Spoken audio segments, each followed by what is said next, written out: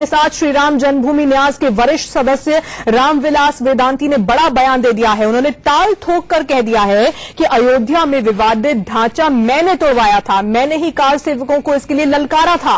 लेकिन इससे बड़ी बात यह है कि उन्होंने बीजेपी के वरिष्ठ नेता लालकृष्ण आडवाणी और मुरली मनोहर जोशी को क्लीन चिट दी है और कहा कि इन दोनों नेताओं का विध्वंस में कोई रोल ही नहीं रहा है।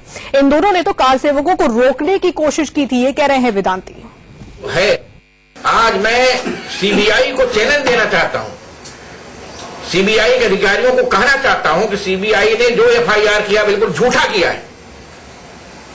और हमको ये बड़ा आश्चर्य है सम्माननीय जजों पर कि सीबीआई की झूठी गवाहों पर जजों ने फिर से मुकदमा चलाने के लिए आर्डर दे दिया, आदेश दे दिया कि हाईकोर्ट में लखनऊ की बेंच में फिर से मुकदमा चलाया जाए। और उसमें सम्माननीय जजों पर कि सीबीआई की झूठी गवाहों पर जजों ने फिर से मुकदमा चलाने के लिए आर्डर दे दिया, आदेश दे दिया कि हाईकोर्ट में लखनऊ की बेंच में फिर से मुकदमा चलाया जाए। और उसमें माननीय आडवाणी जी का नाम दे दिया, जोशी जी का नाम दे दिया। ऐसा क्यों किया? आज भी वीडियो है, सबके पास है। आडवाणी जी ने और जोशी जी ने कहा था आप सब लोग उतर आइए, आप लोगों का सेवा हो गई। आज मैं निवेदन करना चाहता हूं कि हमने रामलला का भव्य मंदिर बनाने के लिए रामलला के ऊपर जो खंडहर मंदिर था उसको तोड़ने का काम किया और तोड़वाने का काम किया।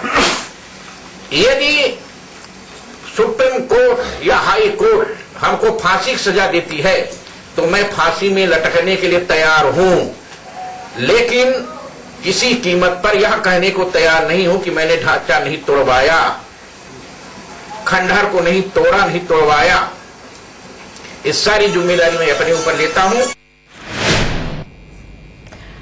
तो आपने सुना कि रामविलास वेदांती ने क्या कुछ कहा। सुप्रीम कोर्ट ने 18 अप्रैल को यानी कि 3 दिन पहले ही आदेश दिया था कि आडवाणी, जोशी, उमा भारती, रामविलास दास वेदांती समेत 13 लोगों पर बाबरी विध्वंस मामले में आपराधिक साजिश का केस चलेगा। इसके 3 दिन बाद वेदांती ने आडवाणी और जोशी का जिस तरह से बचाव किया है उससे पूरे मामले में एक नया मोड़ तो आ ही गया है।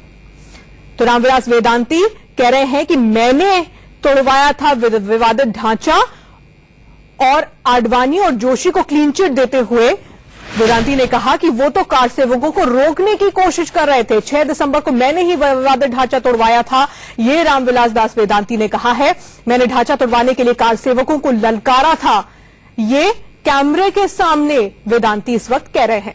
अशोक सिंघल, अवैधनाथ का भी वो जिक्र कर रहे हैं और कह रहे हैं कि इन दोनों ने भी कार सेवकों को ललकारा था, जबकि आडवाणी और जोशी का इसमें कोई रोल नहीं था। उन्होंने तो कार सेवकों को रोकने की कोशिश की थी। उधर दूसरी तरफ श्री राम मंदिर निर्माण मुस्लिम कार सेवक मंच के अध्यक्ष आजम खान के नेतृत्व में मुस्लिम समाज के लोग मंदिर निर्माण की अपील करते हुए अयोध्या पहुंच चुके हैं।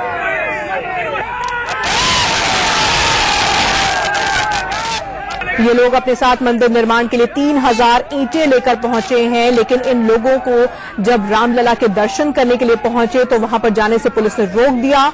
आजम ने कहा कि इनका मकसद राम मंदिर का निर्माण कराना है। आजम इससे पहले तब चर्चा में आए थे जब उन्होंने राम मंदिर निर्माण को लेकर लखनऊ में पोस्टर्स लगवाए थे। तो 3000 ईंटें लेकर श्री राम मंदिर निर्माण मुस्लिम कार सेवक मंच के ये तमाम लोग अयोध्या पहुंचे हैं। मंदिर के निर्माण से देश का निर्माण होगा और देश का निर्माण होगा तो हम सब क्या तरक्की करेंगे, हम लोग उनकी उन्नति होगी। मुसलमानों के बीच में नफरत की खाई जो है वो नफरत की खाई खत्म होगी। हिंदुस्तान का मुसलमान अब जाग गया है, उसको बहुत ये जो है कौम के दलालों ने बहुत बेवकूफ बनाया है। अब हिंदुस्तान का मुसलमान मंदिर के पक्ष में आ गया है और वही राम मंदिर बनेगी जहां पर रामलला बैठे हैं।